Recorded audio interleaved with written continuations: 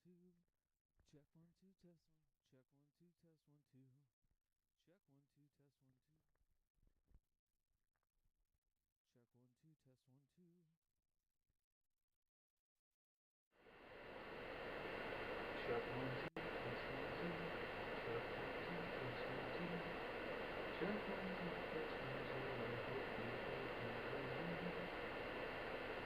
Genocide says we all good, or is the universe getting us problems? Genocide universe is always getting us problems, brother man. Ooh, that's a terrible sound.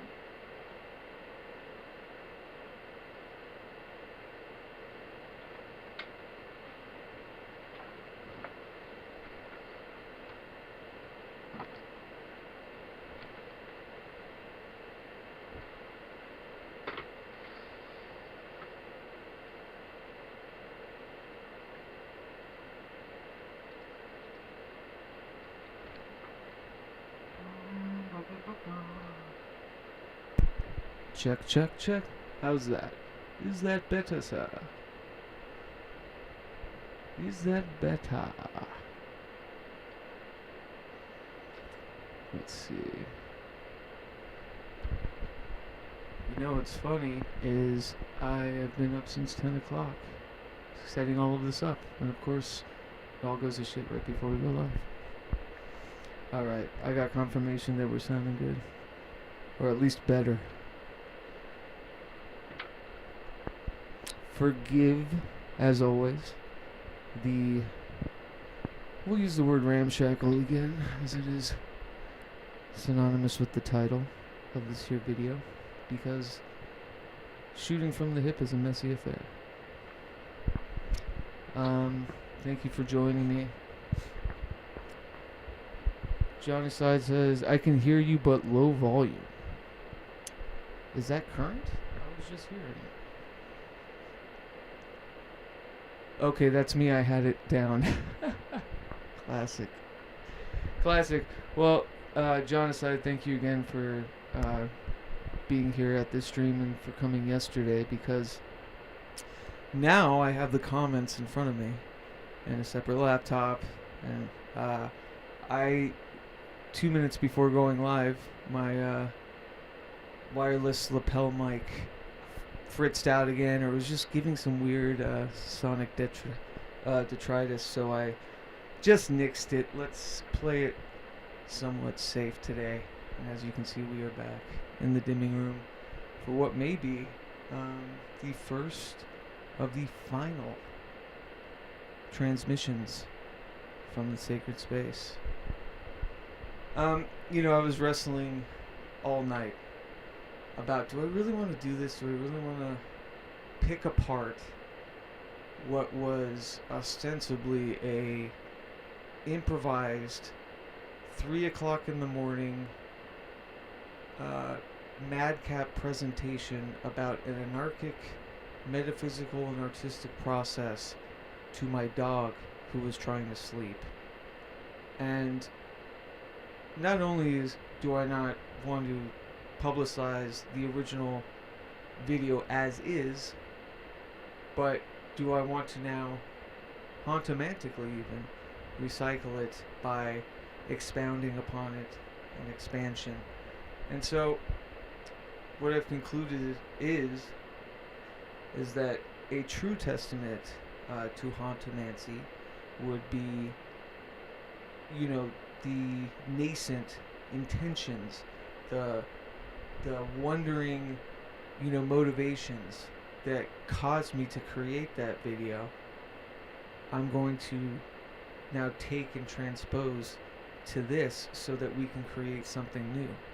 Otherwise, like many other projects and a lot of things in my life regarding live streaming or videos, will languish in the nether regions of the internet eternal hellfire forevermore, and probably never see the light of day. So,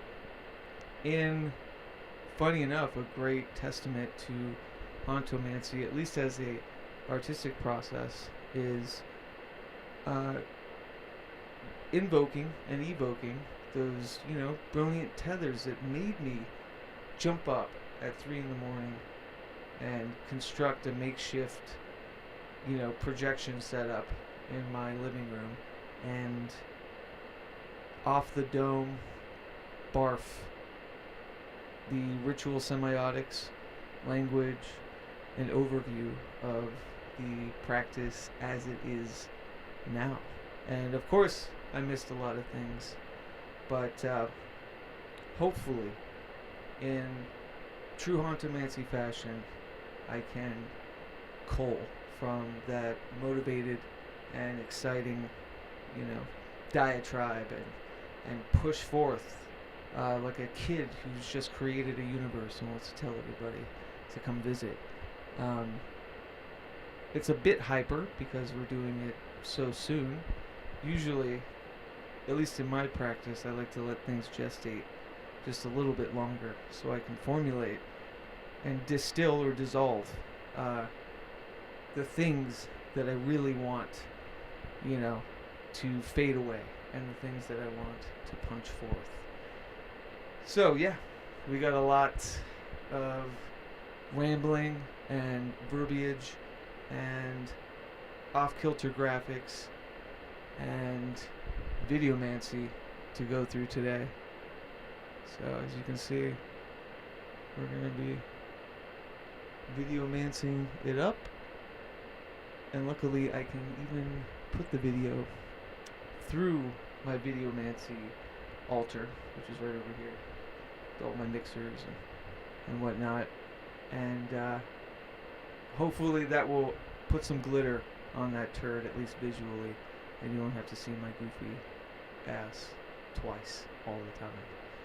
So, but yeah, I'm going to check in on chat just to make sure all levels are good. Listen, it's going to be a shoot from the hip kind of voyeur today. We'll say it's a clairvoyeurism. We're looking into the mind of a past self, and it's going to be messy. There's going to be technical hiccups. I appreciate all of you having the patience or the fortitude, really, to put up with all of this and not go suckle at the teat of the content machine that is AGI. So I appreciate you, I think true art takes sacrifice. Sacrifice means flubbing, and it means batteries dying, and it means cameras overheating, and it means projectors overheating. So we shall find today where the exaltation of the ghost ends. But yeah, let me check in on chat. Yay, Genocide. Yeah, thanks again for being here. Hey, Leo. Leo says, Keatster Dim Zoom is now fully present at this here Hauntomancy seminar. That's right. Thank you for reminding me. Actually, oh wait, no, it's tomorrow. I think August 4th. Is it really the 4th? Leo had mentioned is the anniversary, the 1-year anniversary of our album, The Mauve Sessions, from Dim Zoom. Tomorrow I'll post about it. Unfortunately, just because of the cavalcade of projects and different machinations and looming relocations and whatnot, my plan to kind of do not a remaster, really, a remaster, maybe some remixing of the album for its anniversary will have to wait just a little bit, but hopefully I can get to it that month. But again, and I mentioned this yesterday, and I've definitely mentioned it to all of you patrons, that this has been a wondrous anniversary-laden kind of syncopation in my existence as of late. And it's not so much, I mean, in the Dim Zoom case, very celebratory. In the 10-year We the Hallowed case, very celebratory. In other cases, very introspective, very, very sobering. In the allotment of time that we are gifted or cursed with here on this mortal coil. But, yeah, that's amazing. Dim Zoom 1-year anniversary tomorrow. Please check it out. dimzoom.bandcamp.com. I will make sure to make Leo a mod so he can put a link in the chat as I am watching from another account, because that's how I roll. Let me just double check how it's looking on the stream and how the audio is coming across.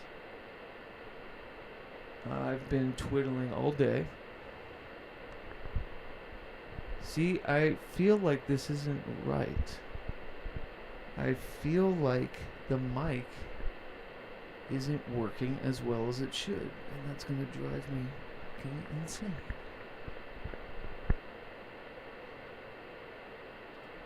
Check 1 2, check 1 2.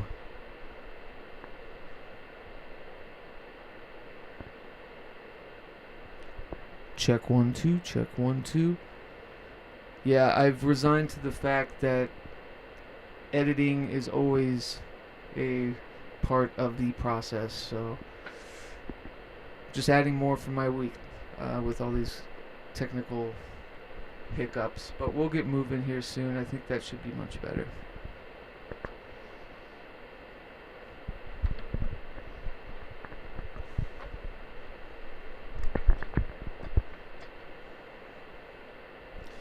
Alrighty, gonna try to do this from base camp over here in the performance area, or the audiomancy kind of altar area of the dimming room. It was apt that I did this broadcast from the dimming room, dispatched from the dimming room, because I initially wanted a change of pace and to throw everything to the wind and try something else as more of a vexation on moving away from the dimming room. Stop being so needy of this space that I've burned so many nights and sleepless dawns in creating and casting. This is the exact space where I've met Little Wind. And if you're familiar with my listening post-alpha sessions, Little Wind, who is this totem right here, is can't decide yet if it's a prospector of self, a future self, just joshing with me, hectoring me from a trans-dimensional, kind of trans-temporal sort of way, or an entity all to their own. But either way, he's been very key in consorting with a lot of the audiomantic stuff that has been created over here. I also thought it best to start in a foundational setting and to think of this quotient of hauntomancy, needs addressing. It has a birthplace. And it's right here. This is where all the workings have been done. The major workings, which we'll go over. But, yeah. I'm going to switch up the visuals. I'm going to project my late night gabbing about it. We'll get started. Again, editing is going to be a part of this process. I can't get away from it. I don't feel good enough as an orator, as a streamer, or as a broadcast personality of any sort to just release live streams as they are. Hopefully one day I'll get there, but like everything else, it takes that muscle and it takes practice, and so I hope I'm recharging that. I say all that to mean this is going to be very lax with, the safety net of, hey, I'll just cut that out later. Patrons will be able to access this very live stream whenever, but it will not be published as a public stream after this, so that I can do my due diligence in consorting it as, the the construction that I want it to be, that I need it to be. So if there's some tripping and hazards and shocks to the system and explosions and possessions and baby vampires and Dracula, Frankenstein, women with Tommy guns, you know, such is life, and we'll get through it together. But just know that it shall be edited out later. I'll also say that I will make time to glance at the chat. So if you have any questions along the way about Hauntomancy, this isn't school, this isn't education, and to be very honest with you, this is a part of my practice, of my internal process of creation, you know, or delineation and distillation and echoing and resonating, to be able to speak without a script, off the dome, about these high-minded concepts. High-minded, low-minded for everyone else, I'm sure, but high-minded for me because, you know, I've created them. To be able to do that time and time again, to dissect it, to understand it, is to know it, or is to know it enough that this is all a precursor into constructing its first iteration as a primer and a collection, so that it can be birthed into the world and people can, you know, take it or leave it. But this is all part of my internal process and my external process in creation, and sacrifice is a part of that, and making an ass out of yourself and humiliation doesn't always have to be, but does fit the sacrifice mold. And if we were to distill both art and magic into three fundamental aspects, it would be intention, sacrifice, and creation. So they both transmute within that. Perhaps this is the humiliation, ritual, sacrifice part of the entire process for me, or it's not. We'll find out. I'm gonna go ahead and change this up. 1 second.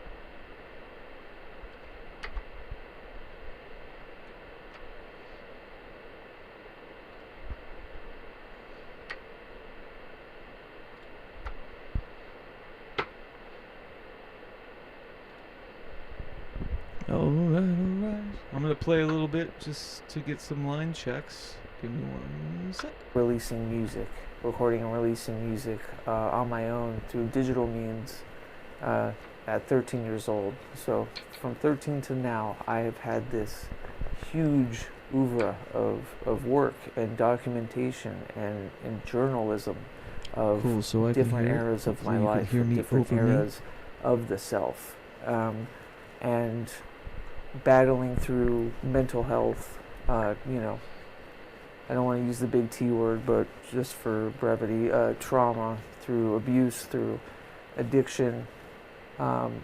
These have been talismanic.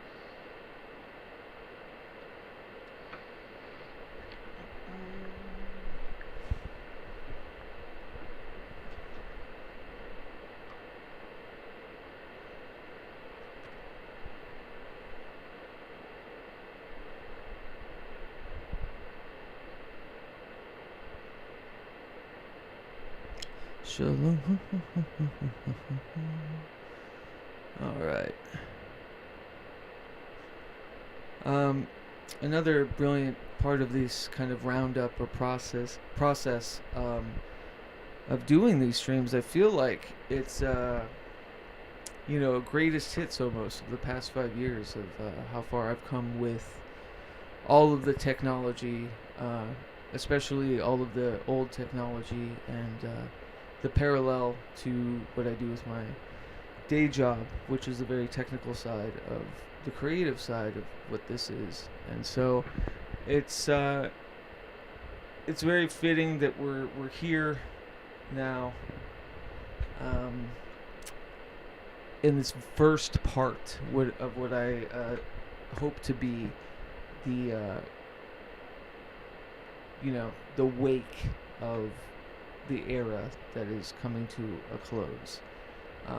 For Seattle, for this dimming room, for a lot of projects, and as somebody that is very much a process punk, there is a sadness and a bittersweet kind of resolve that comes with ending things, because there's a safety net to them. They're imaginary friends that tuck you in at night. These projects, they get you out of bed, they motivate you, and when it's time to birth them out into the world or move on, it's basically killing them until, through hauntomantic practice, you raise them again, but just for their body parts, so you can construct a whole new tubular zombie of artistic prowess.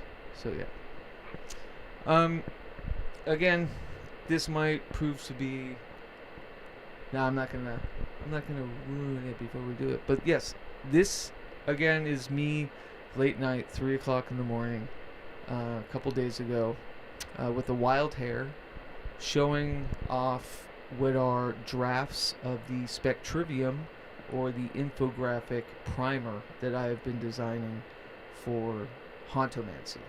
And it's supposed to be a precursor to the full published work that collects the many years of Substack writings through Haunt Manual, in a hardback published, hardback, paperback, just a collected kind of volume. And it's also become so transpositional within my life that Hauntomancy, you'll see just how rugged and deep the terrain is, compared, to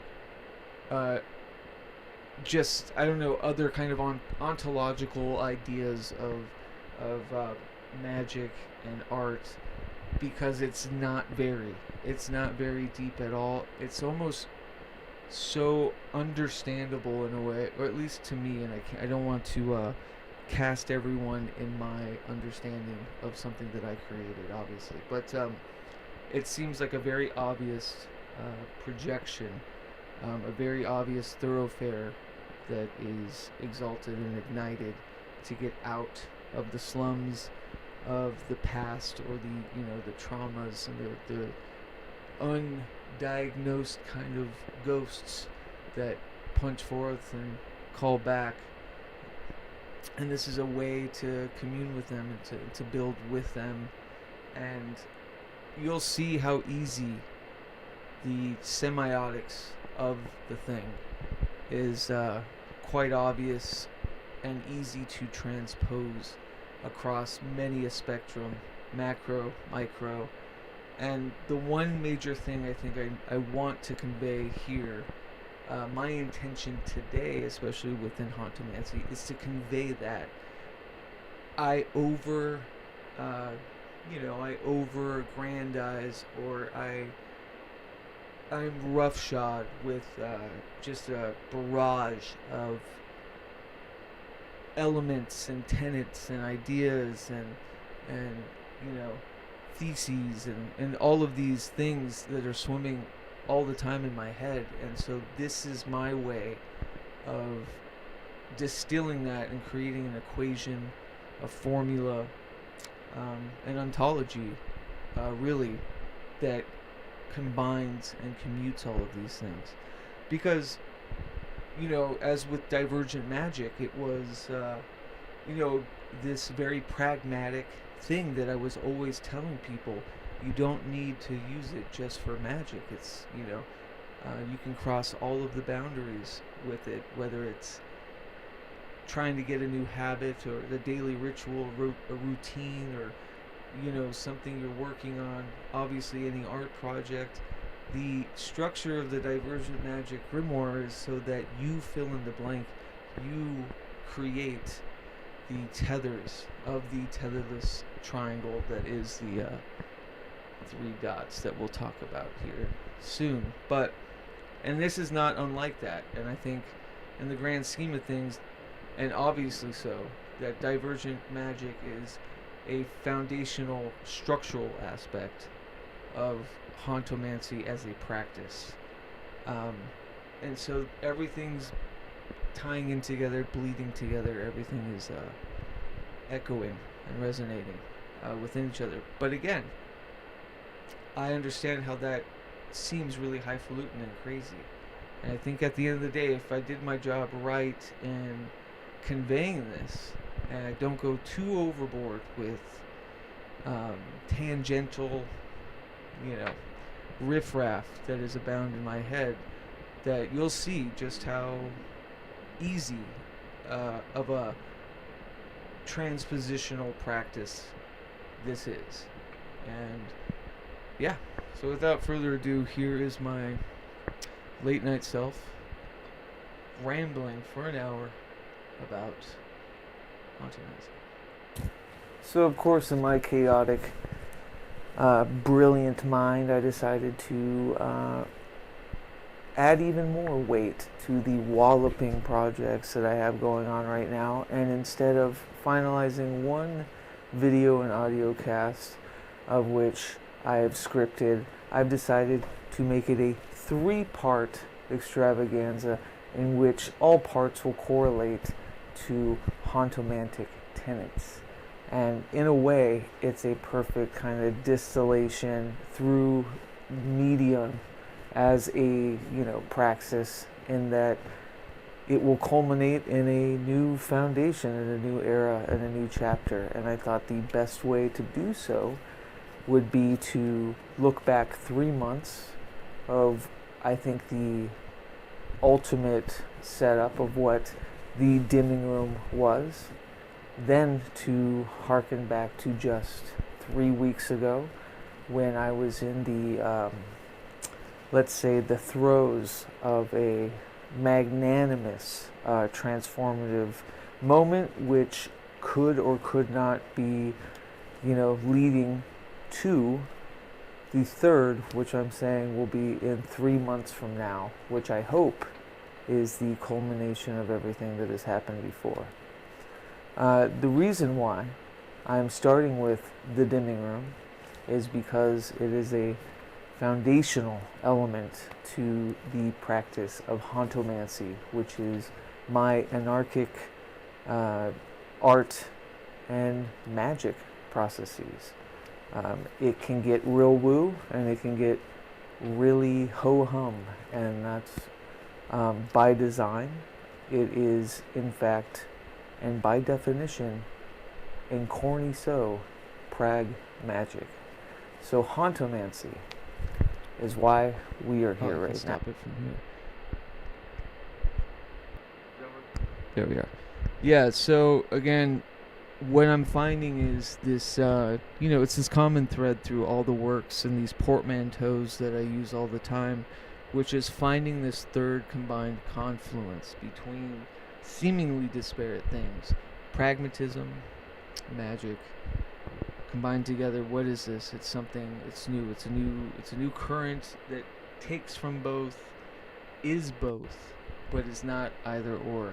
And you'll see that through any of my work. It's this like silent obsession, or this titling obsession that I've had to convey that. And I think hauntomancy is very much it all grown up, in a sense that there is an arithmetic here. There is an arithmetic of form and function about finding these seemingly contradictory states within any kind of shade, and the motivation and interest to not be an absolutist, to not be binary within those things, and to create a third way, if you will. Sorry, Gurdjieff, I stopped at 3. Now, I know that in future edits of what I hope is a quick turnaround for this little quick 3-part series, I'd like to bookend each one, or at least introduce each one and I might dip into the Hauntomancy practice quite a bit. And I thought, well, unless you're an avid reader of my Substack, Keatsross. So I am going to jump around a bit because for fear of redundancy and for fear of just annoyingness. So let's go ahead and bounce around. As I said here, I wanted to start with the dimming room, but I think we should start with the semiotics of Hauntomancy. I think the best way through this door of understanding this practice that, transcends kind of both pragmatic, psychological work and, aestheticism and artistic creation, and also, magical divination, if you will, is through its symbology. And knowing that I've kind of constructed these thoroughfares of a third kind of pharmacon-esque, which pharmacon, Joseph Derrida, kind of was, it's a foundational aspect of his hauntology, and it was, to mean this like third thing that wasn't the extremes of its binary. And he uses the example, think of a vampire. A vampire is neither living nor he's dead. He's a third thing. He's undead. And I think using that concept really kind of jettisoned my approach to a lot of thinking, and especially through the occult spheres over the years, and working through different, currents and traditions and whatnot. It was always this need to customize everything, in a sense, not to put my stain on it, but really to discover something. And when I look at that as an inward practice, when I look at experience and memory, and I look at the past self as a separate entity, and I look at the present self as a separate entity, it really is a communion of deities. And it's a simple thoroughfare. It's easier to understand to me, although it might be maximally more profound, that we, these things that we are consorting could be of the brain stuff, that they are echoes emanating, from us. I don't fully subscribe to that. Again, I think there is a pharmacon answer to that. I think they're outside of the self, maybe prismatic selves, still caught languishing within the spheres of temporal space, within the spheres of spatial time, so it gets really magnanimous as an approach, and I just really want to stress that it is born of this desire and this want to commune with the self, as a way to create something new, as a way to take kind of a maximum charge of accountability through artworks over your life, through experience and through memories and through actions, through ongoing motivations, through somatic exuberance, to construct and create new avenues for yourself. And so let's go ahead and jump around here, because I don't think we should start with the dimming room. Let's go ahead and start with the semiotics, or as I call them, the ritual semiotics of Hauntomancy. Nancy, it's going to jump a cut. dimming room or a sacred space is so necessary, as I think it is in any metaphysical praxis. So in the creation of Hauntomancy, I've been able to distill it into not only semiotic kind of sigils or glyphs, but also in transpositional kind of factions. And the way I do this is through an equation of threes that I call the troika-type. Now, the troika-type, as most of you have probably noticed, is this three-pointed tetherless triangle, a symbol and sigil that I've used for a very long time. And quite simply, it just connotes not only the, macro and micro of HAUNTOMANCY or the troika-type, but it also elicits the idea that there are three factions to everything, or to any practice, whether it be artistic or, woo-woo, metaphysical.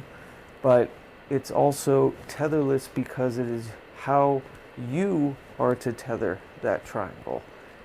So that's why it doesn't map out. It's not cartography of path, it's cartography of point. And the troika-type,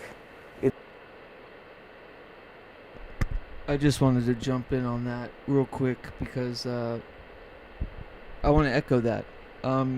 It's not cartography of path, it's cartography of point.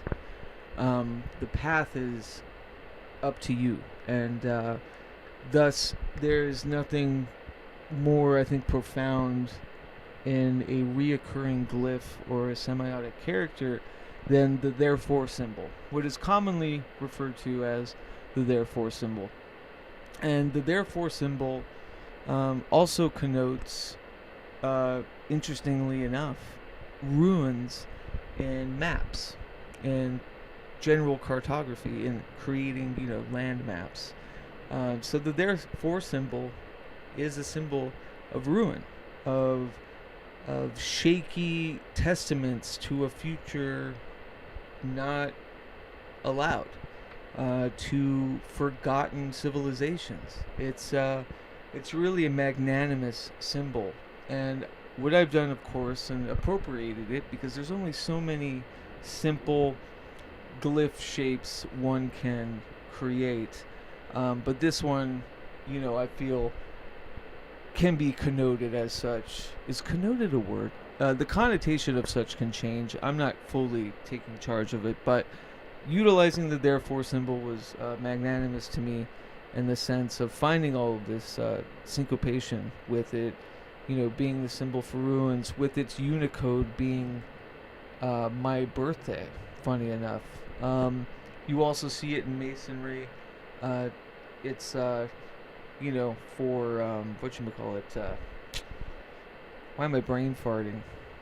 Acronyms, AA, and they will use these instead of the common period.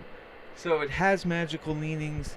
It has a very amazing source code, both literally and figuratively, and it just beautifully connotes the cartography that is not a map of path, but a map of point, and how you get to each point through your hauntomantic and anarchic practices, or your, practices even through whatever traditional current, is up to you. The focus is on, the shades or the aspects, these orbs of arrival. And so, yeah, I don't really talk about the therefore symbol in this, so I just wanted to double up on that, because it really is a foundational glyph for me. And I do say this symbol is a portal, and I mean that because,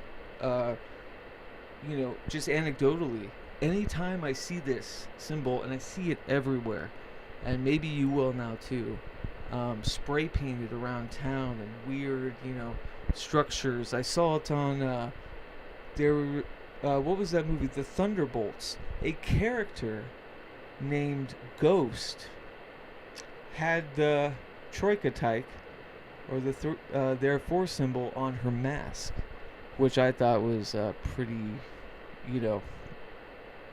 exciting. Anyway, but yeah, a character named Ghost in a current Marvel blockbuster was sporting the troika tykes on her face and wearing a mask, and a mask is a big part of an aspect of hauntomancy as well. So it's just this brilliant kind of like syncopated, synchronistic glyph that keeps showing up. And I call it the troika tyke. Again, it's another portmanteau. Troika being of like a 3-person team, and it's very like labor intensive. And a tyke being, like a triptych. It's a 3-paneled work of art, right? And so what I'm saying, what I'm elucidating when I say troika tyke, because these should be just shoot from the hip, quick. Oh, I know what you mean when you say PRAGMAGICK. I know what you're trying to say. I know what you mean when you're saying troika tyke. Is that it is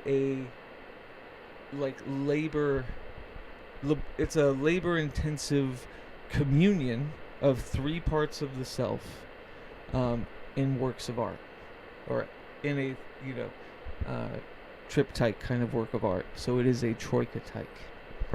And yeah, see what I'm at. Keep it in the wrong computer. Itself. This symbol is made of 3 components. There is a foundational aspect, which we'll call the tyke. Its seemingly contradictory aspect, the contrike, and then the confluence of both, though neither either the tyke or contrike. It is both, but not, the amalgamation of both. It's something new from both, and that's what we call the vertyke. And this is just getting into the weeds of like the semiotics of the symbol itself. And the reason why I'm bringing this up is because keep this in your mind, that this symbol is a portal. And this symbol is a portal not only literally, because once it's connoted, you will start to break down all aspects within the creative process, or even your daily routines, into the magnanimous qualities of this equation. Yeah, so of course rambling a bit there. What I'm meaning to say, which I'll just reiterate, the 3 quotients that I've named of the troika tyke, the tyke being a quotient itself, but the foundational quotient of the tyke, usually elicited in the left sphere, but customize everything. It's wherever you want it to be. The way I see it, left to right, which is the foundational aspect, is the tyke, and its seemingly contradictory aspect. And I say seemingly as a foreshadow, because the point of the whole thing is that you don't fight its contradictory aspect. It doesn't exist. Anyways, the foundational aspect is the tyke. Its seemingly contradictive aspect, the contrike, and the apex of the whole, neither, either, or, which was also the title of the first chapter of Hauntomancy on Substack. It is neither, either, or those things. It is something new, but it is both of those things. And it is sequential for me in the sense of how I've organized this and how I transpose this system, is that it for me it needs to relegate to this sequence from tyke, contrike to vertyke. And the reason why I say this is you'll see later that the foundational workings of hauntomancy were sequenced in a way that it felt like I figured out the gist of hauntomancy through its 3rd major working. And I've been asked, well, why don't you just fine-tune that 3rd major working?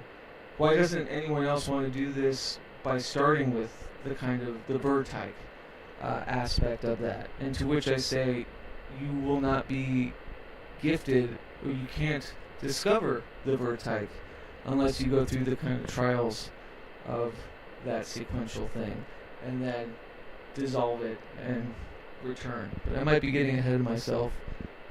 Just a vibe check. I'm sorry if this is measurably boring, but let's continue. But also because anytime you see it, it connotes to, revel in the factions that maybe aren't specified. So I might get ahead of my... Wow, how's that for an echo? Right when I said I think I'm getting ahead of myself, the past specter of myself said I might be getting ahead of myself. I mean, this is fascinating, of course, and believe me, I am very aware of how masturbatory this whole thing is, but that's the point, We are the creators of our own lore. No one else is going to write it, so, have fun. But I did want to piggyback. There was something I said a little earlier that... Oh, yes, okay. We'll move on from this. I think everyone gets the concept. The symbol, the glyph that you see transposed through Hauntomancy as a practice, in its form, in its function, and in its fit, all different connotations.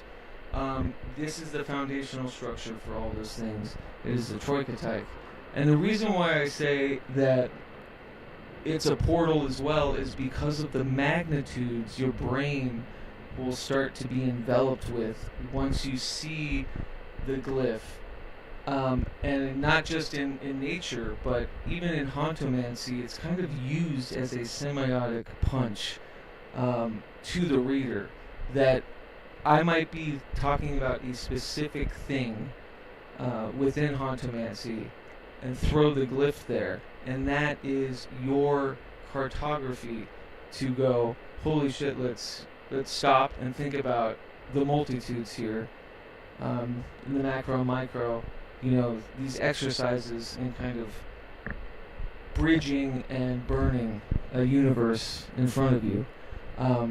So it is a talismanic kind of portal, just in that sheer symbol, especially after unlocking this idea of knowing, the troika type, because then you can build a troika type from any type.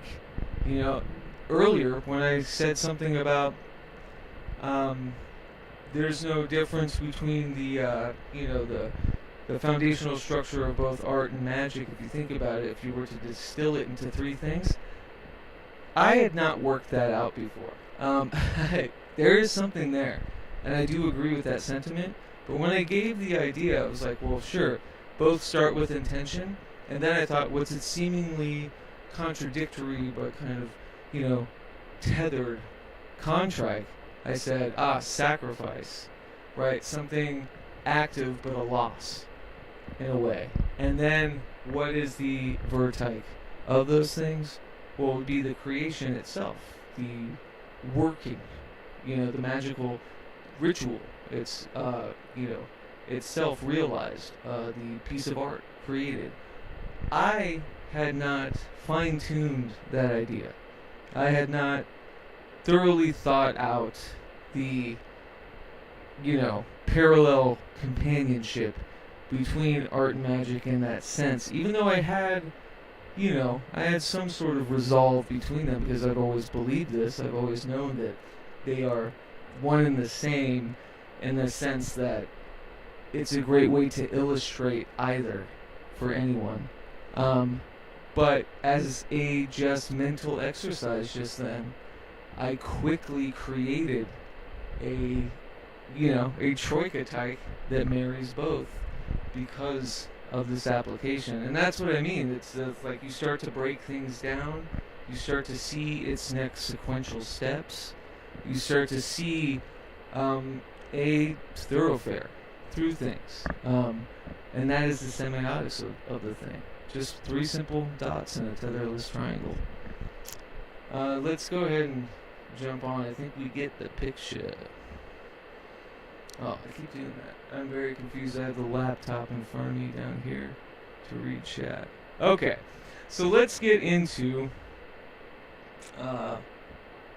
the actual workings, or the phases of self, I should say. One thing, I don't know if I go over much, you'll see this word time and time again, Geist, and it's a mal-appropriation of the German word for ghost, but it also uses my SZ kind of, Ra's weird consonant naming scheme. And Geist, to me, is the active self-spectre. And a self-spectre is just your beingness collected.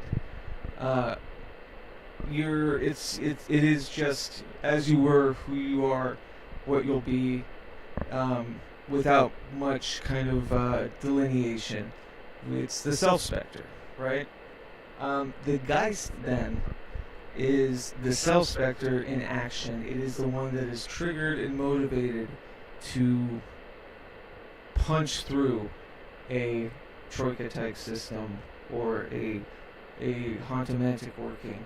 It is the Geist in and of itself connotes, I think Kant used it too to marry both mind and spirit is his use of the Geist. And so I'm culling from that as well, because I'll add a third. If it's mind and spirit, it is also, somatic. It is active and present in this shared reality. So that's the Geist. It's a continuation of Kant's, meaning of the word, but in my bastardization of it. Anyways, let's move on. Dealing with the self, and the way we differentiate the eras or personas of the self is through the form of the phantokon. And the phantokon is the troika-type, or that symbol of the self-spectre. And the self-spectre is you, altogether, your metaphysical beingness, right?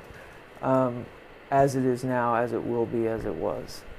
And through that metaphysical movement or magical process, and that self-spectre in movement in any way is called a Geist. Yeah, and so here's another where I get tripped up in my own innate understanding of my creations, and through this practice of which we're doing right now, I'm needing to understand how to convey it, or to, how to share and make it kind of adaptable to other people's self-specters. And that's the thing. Geist, to me, words are very visual. As you can see why I've started everything through kind of semiotics is because even phonetically, even how I see them in my brain, rhythmically, I see, shapes and sequential kind of sundries of rhythms, of syncopation. And Geist, to me, is a very, punch forth wisp. A Geist, it's almost like a Tai Chi kind of, Chi punch or something. So I always, that's the connotation of Geist to me in my mind. That's the delineation of it from a self-spectre. To work through the phantokon, which is the troika-type system of the self-spectre, is to move through the Geist, is to be the Geist. And I don't know if I mentioned here, phantokon, here's another, I'm telling you guys, this isn't brilliant stuff, it's really quite silly when I break it down, but necessarily so. It's my intention to be a bit kitschy in that kind of comic booky way. I've always loved the portmanteaus and the, kind of fun words, again, visually and rhythmically exciting. Phantokon, pharmacon, and a phantasmagorical kind of sort of way. And there's your phantokon. And the phantokon is the name for the entirety of the self-spectre troika tyke. So I went over what the troika tyke is as a foundational glyph and system. And now I'm going to break it down into different avenues of its use, of its understanding, of its processes through hauntomancy. And I'm starting with the eras of the self, with the collation of the Fanticon is of the eras both lived, not yet lived, and currently being living. It is, the self-spectre in its entirety, but through the workings of hauntomancy. Let me know in the chat if, you have any questions, if anyone's even still watching. But let's move on. With the Z. So a Geist form is one of the troika tyke, and that is an aspect of self. The collection of the tyke is the spectre. Now the spectre I use to connote a temporal self. It is your experiential memory of self. It is the self already lived. It is the collection of lore and self and narrative. It is the main character of the past. It is temporally based. That is the self. So now its seemingly contradictory part would be non-temporally based, usually, and that is an aspect of self, and that is what we call the. So as you see, and I'm glad that we started with the glyph, because in the quotient or the factions of the troika tyke, so we have the tyke, the foundational aspects. In the sense of the pharmacon or the self-spectre, that's just simply the spectre. And the spectre is of the narrative that you have created from your experiential existence. The memories, the lies, the troubles, all of it.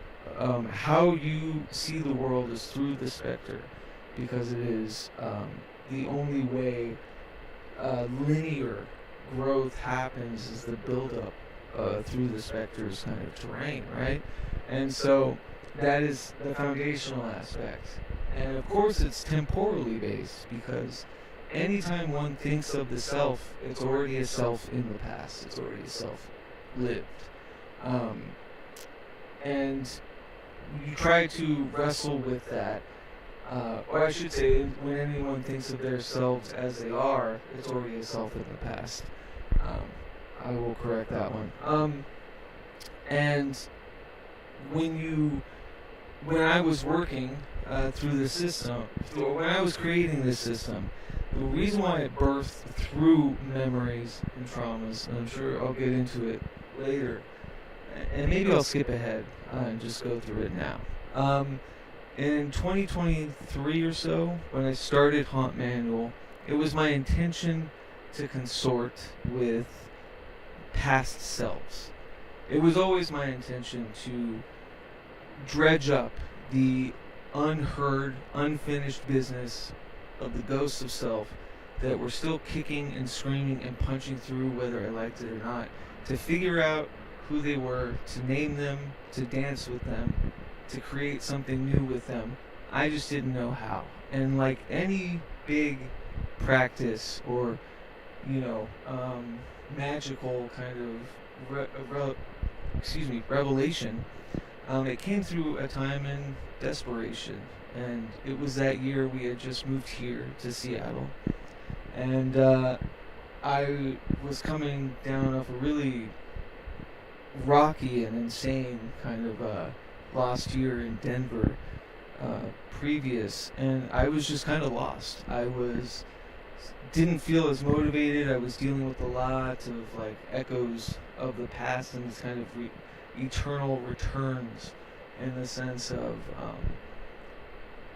depression and atrophy, and just kind of horror show things that I was so sick of, and sick and tired of their rearing their heads again, and they were blocking me. And naturally, I thought to consort in metaphysical means in an anarchic way.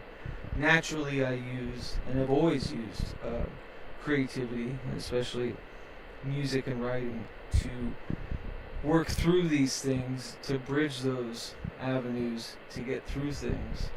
And so, as a culmination of all these things, I decided to create a magical ritual to connect with this separate self that exists in the lower, in the shared kind of unconscious,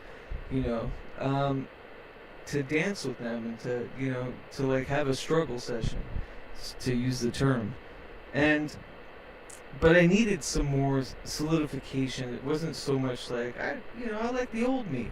I was very pragmatic in the sense, like, let's start with something, practical. Pragmatic. What is it that I'm missing? And I think a lot of people, when they're in kind of dire straits, there's a kind of poisonous nostalgia for a time that things were okay in their lives. And it's kind of unnecessary, it's not motivating, it's kind of poisonous. And I was like, and during that time, I remember I kept thinking about 2017, that year, like, what was I doing so right that year?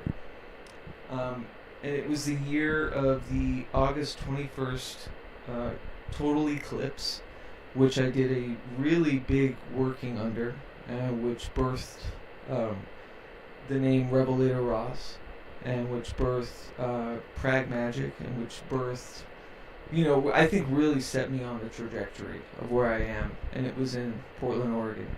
Anyways, long story short, actually it was in August in Portland, Oregon. That anniversary is coming up. So I had an objective. I was going to invoke or evoke a past self of a certain time. I was going to bring Revelator Ross from 2017 forward, and he was going to help me get right.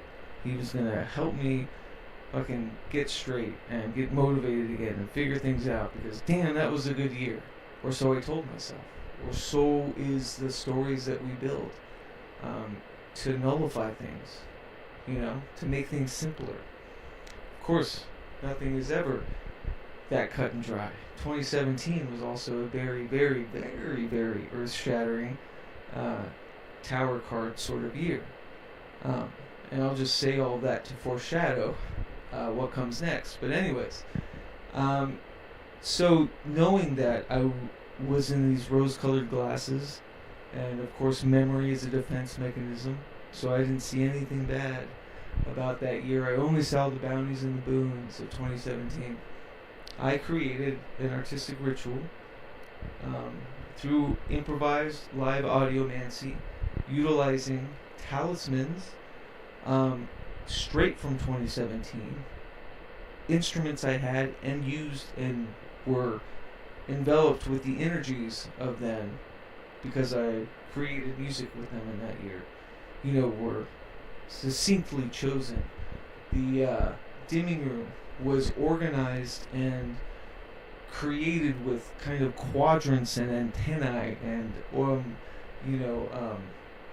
almost like planetary kind of alignments, and the moon was kind of the white keys of the lunar keyboard that I would tickle, and those energies. And I had the altar was right over here, and it still is, and that was my kind of microphone to the other. And it was this huge kind of artistic, improvised, cathartic exorcism, enveloped in these, unrealized too. I noticed that playing with all these instruments and being so mired in that, I started to remember like forgotten melodies that I had written all those years ago. I started to churn out,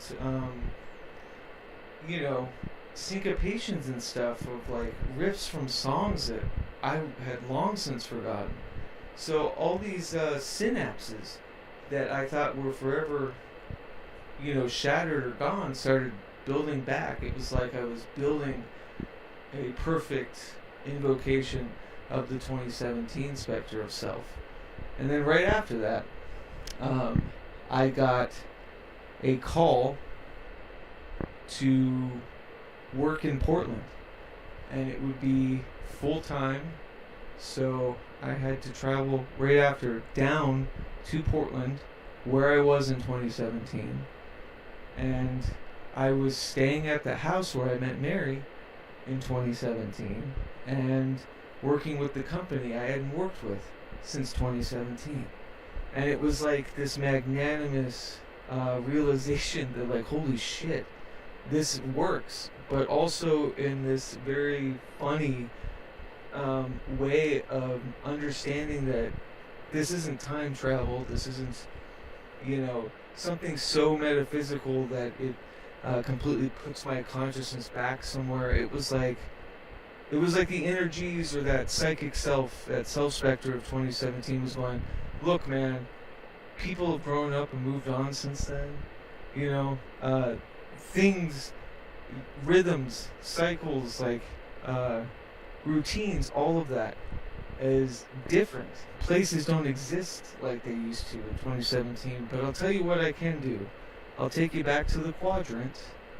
I'll take you back to the atmosphere. I'll take you back around the same people who are still there, and maybe you can garner something from that. And that's what it felt like. And funny enough, when I kind of came to and realized that it was maybe a misfire, that a temporal self, or the exaltation of a past self, was empty in a way. And this stepping stool, I'll say stepping stool instead of pedestal. But yeah, this stepping stool that we put these iterations of our past eras on top of and laud like they were, the high times, right? The glory days. Even though I'll never be caught in my life saying that term about any I have not had my glory days yet. And if anybody asks when are my glory days, I'll always say they haven't been here yet. But anyways, it was just this realization that, like, how hollow and kind of not fully realized that exaltation was. And then I realized, all of the dark around that year. But through that, it helped me dance and kind of commune with these kind of ghosts with unfinished business that were still lingering around in Portland, because we were ripped away from it in 2019 quite urgently, because of work matters and long story. But anyways, there was all this unspoken, like, haunted reverberations that would have persisted and would have kept gnawing at the back of my head unless I had that magnanimous excursion and was able to see Portland for what it was, to take myself away from it and to see its consistency and its transformation and its uncaringness about whether I'm there or not. And all of what I made in 2017 there were so many variables to consort, but I also had to understand all the tough that came with it too. And so it was a very brilliant but emotional, resonant, not a very exciting realization after. And so I decided I wasn't ready to go back to Portland, and came back up after a month and a half or so of being full-time down there, and said, I'm changing careers, let's give this a go. What's the next working? If the specter working was a temporal self I needed to commune with, then what is the contrite of that? And so that's when the aspecter working came in. And it came with all the fervor of getting away from a temporally displaced caricature of self and got even deeper into the mad prism of self and aspects of self and personas and, you know, the way masks kind of operate in metaphysical ways. And I think that's where I'm at here, so let's listen a little bit. Aspectre. And the aspectre lays not within time, but within action, within presence, within force, within movement. And so it is a space relative phantocon form. So if the spectre is temporal, we have the aspectre being that of a space. And this allows for not so much the hardwired memories of experiential selves, but these aspects of your hidden personality that you knew of, that maybe you grew out of, or the aspects of personas, or the changing, mutating, forceful operations of. Yeah, just to piggyback on it, the aspects of self, I mean, like these attitudes of which we see the world, of which. Check. Whoops, was muted. But yes, as far as the aspect are concerned, one way to look at it is the attitudes of which we see and interact with the world, the personas that we wear, the way we attune to this shared somatic reality. It's far less of the, temporally placed singular entity that the specter was. This one is one that relates and is kind of casted and constructed, and perhaps we're, kind of nature or nurture based, aspects of self that one grows out of, that one misses. Why am I so different now? Why, just to use an example, and this has a lot to do with mental diagnoses and whatnot, but I used to be very more socially, easy. I used to be far more gregarious and socially kind of motivated. And, over the course of time and the punching down of the hard sun in this capitalist regime that has, molted our tired bones into gnawing thistle, I started not being as social, far more introspective, and far more hermit-like, and it was kind of a radical change at a point in my life. And of course, there's variables there, right? With late onset, mental diagnoses and blah blah blah blah blah. But I just use that to illustrate a point that you find yourself kind of sondering as like a different person, looking at yourself, as somebody else entirely, and kind of longing for that. Where did that go? What happened? What were the machinations that kind of rid of that? And it really follows suit to get more into the, like the somatic nature of things, more about, space as well, how I'm relating to things. And I think a good way to look at it is attitude. It's the attitudes of self. And I think attitude is very form and function of a personality. As mercurial as mine is, it's very telling, what's going on underneath. And so it's a bit of a deeper, but kind of on the other side of the spectrum, as a contract should be with the aspector. And that's where I went with it. And so naturally the working that I performed only shared tethers to the spectre working and the larger constructs of the thing. It was another audiomancy kind of based metaphysical rite, but the talismans, the construction, the performance, the creation, everything about it radically different than what was utilized in the spectre working. Oh, and I should say, by the way, you can listen to the Spectre working dakotaslim.bandcamp.com. I released it as an album. The Spectre of 223 is the Spectre working in album form, and the Aspectre working is also an album under the name Ectogasm, and it's fittingly called the Aspectre working, and it's one of the most off-kilter, crazy, left field, true, hypnagogic weirdness, and I love it because it's just so foreign to everything that I was doing, and that was the point, because I realized the aspect of self that I was missing that might help fortify that specter into becoming the thing that I need to consort the now, was the idea of unbridled creative abandon.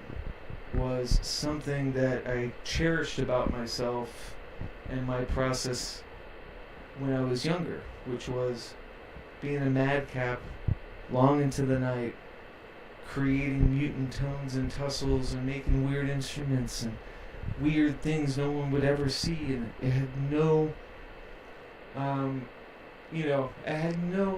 worry about an end or a finality. It was just so mired in the process, in the now, in the presence, in creating, and tinkering and toiling. And so that ritual was to bring that self back, that aspect of self back. And then we get to the prospector. And I'm just going to jump around here because I think I'm actually, I just got a wind of, let's do this in parts.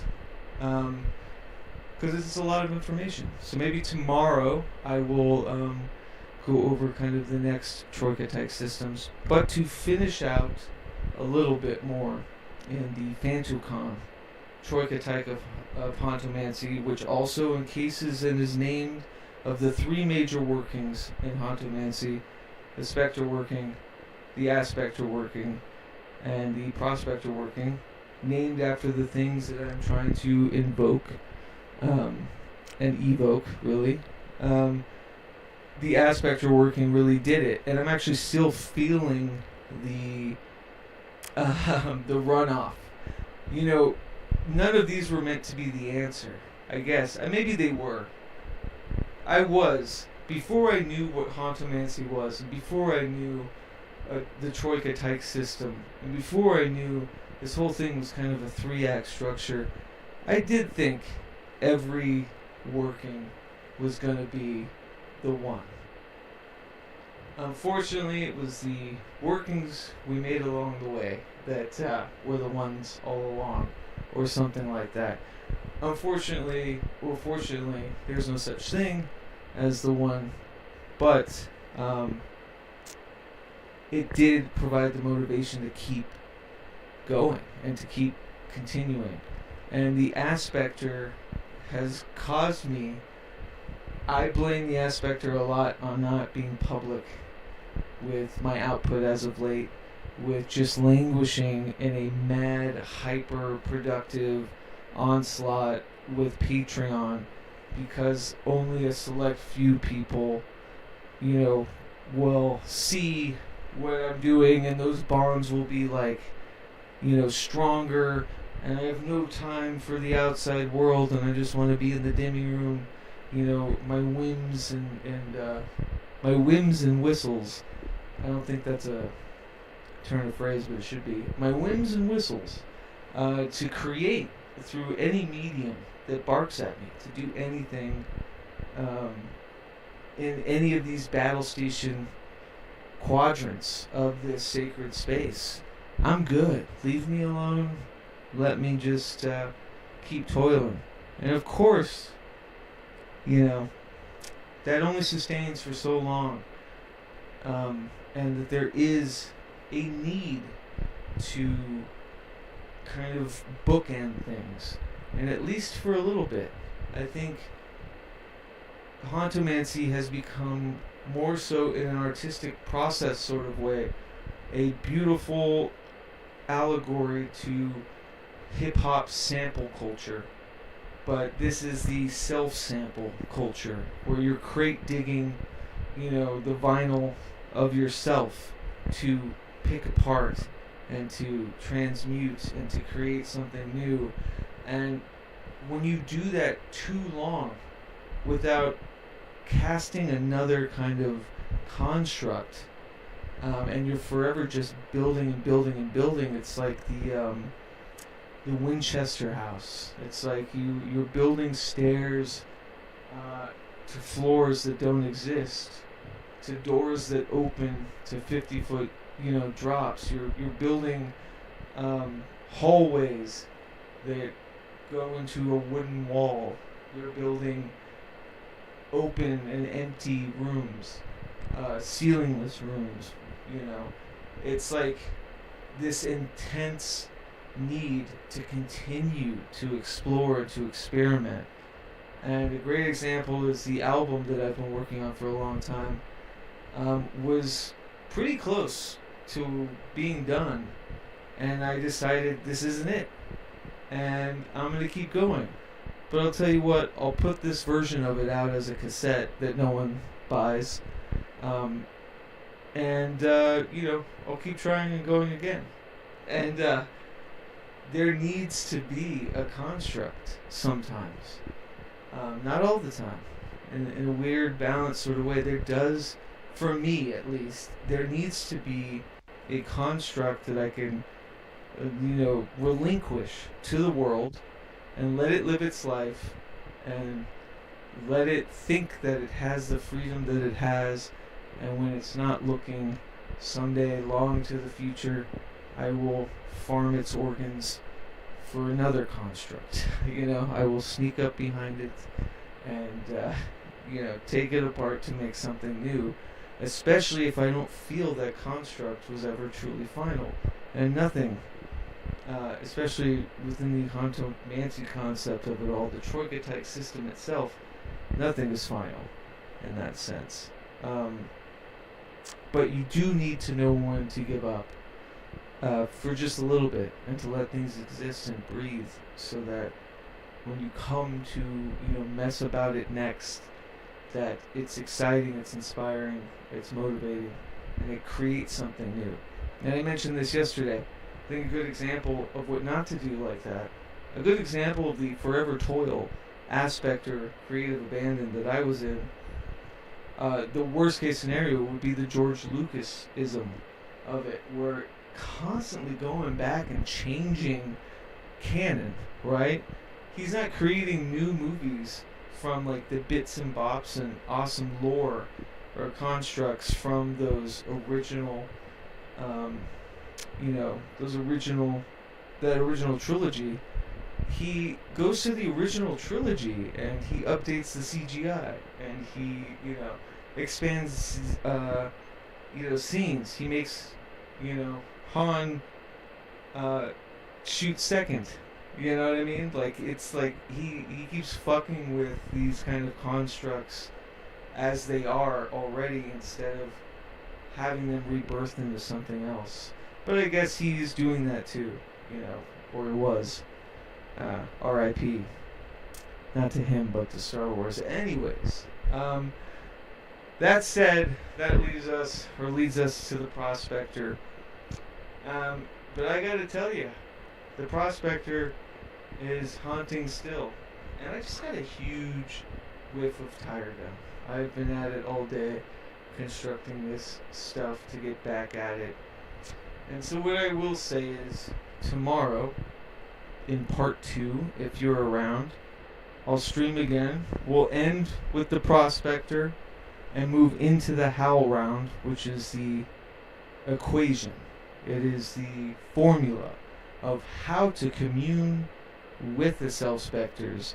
I think you can understand what the Prospector is without me going too into it. But knowing the Troika-type system now, you can assume what it is. And you can create in your mind your own Prospector of what your self-specter would look like. What does it look like? Who is the prospector of you? Is that your holy guardian angel in the future? Is that, the perfect you? Or is it the wise you? What is it? What does it look like? I think the prospector deals in a lot of that, but doesn't get mired so much within conflating. It's above time. Who said it?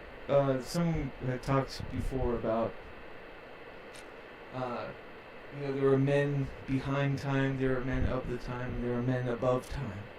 And again, another trifecta. And I think of the prospector like that. It's a self unchained and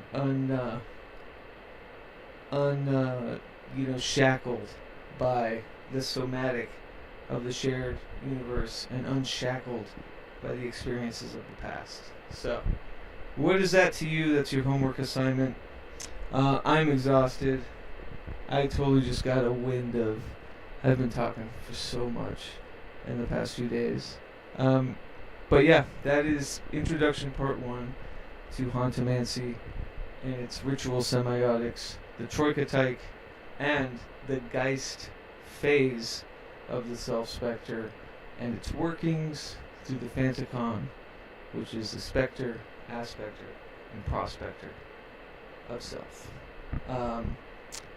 Tomorrow we'll talk about the Howl round, and I'll also show you a way to use tarot with Hauntomancy, and specifically the Howl round, which is the We the Hollowed Motto Dissolver Echo Resonar.